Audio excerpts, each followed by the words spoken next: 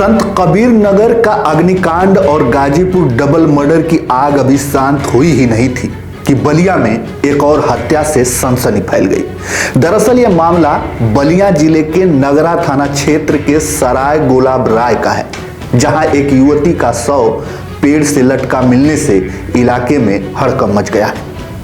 युवती के गले में रस्सी का फंदा, ऊंचे पेड़ से लटकना और साथ ही दोनों हाथ पीछे से बंधे होना कहीं न कहीं हत्या की आशंका की ओर इशारा कर रहा है।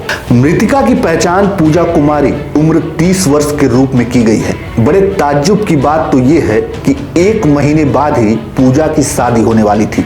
फिर ऐसा क्या हुआ कि उसी के घर के सामने उसी के पेड़ में पूजा का शव लटका मिला और दोनों हाथ पीछे से बंधा था। रविवार की सुबह जब गांव वालों की नजर पड़ी तो पुलिस को बुलाया गया। शव को पेड़ से नीचे उतारा गया और फॉरेंसिक टीम जांच में जुट गई। लेकिन सबसे बड़ा सवाल कि क्या हुआ होगा। बताया तो ये भी जा रहा है कि पूजा 2 दिनों से घर में अकेली थी। पिता उसकी मां का इलाज कराने लखनऊ गए हुए थे। सुबह जब शोर होता है, बात रिश्तेदारों तक पहुंचती है तो पूजा की नानी पहुंचती हैं और हत्या का आरोप लगाने लगती हैं। हालांकि अब विपक्ष भी इसे लेकर सूबे की सरकार पर हमलावर है। समाजवादी पार्टी के एक्स हैंडल से एक पोस्ट किया जाता है और उसमें लिखा जाता है कि योगी की सरकार की नाकामी का शिकार हो रही बेटियां। बलिया में 17 साल की युवती का पेड़ से लटका मिला शव। भाजपा सरकार में रोजाना बहन बेटियों की हो रही हत्या, बलात्कार, शोषण, क्या यही मुख्यमंत्री का जीरो टॉलरेंस है? आरोपियों के ऊपर सख्त से सख्त कार्रवाई हो, मिले न्याय। गांव के लोगों के द्वारा यह बताया गया कि लड़की के पिता धर्मराज चौहान नगरा थाना के चौकीदार हैं।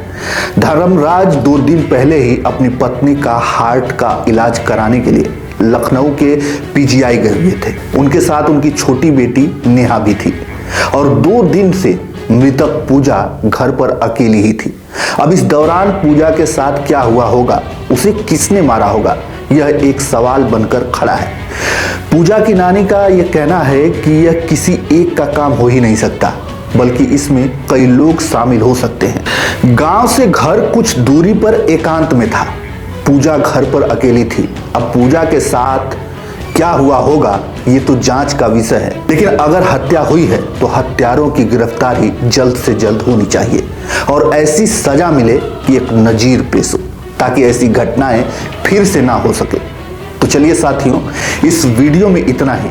फिर मिलते हैं किसी अन्य खबर के साथ। तब तक के लिए धन्यवाद। जय हिंद, जय भारत।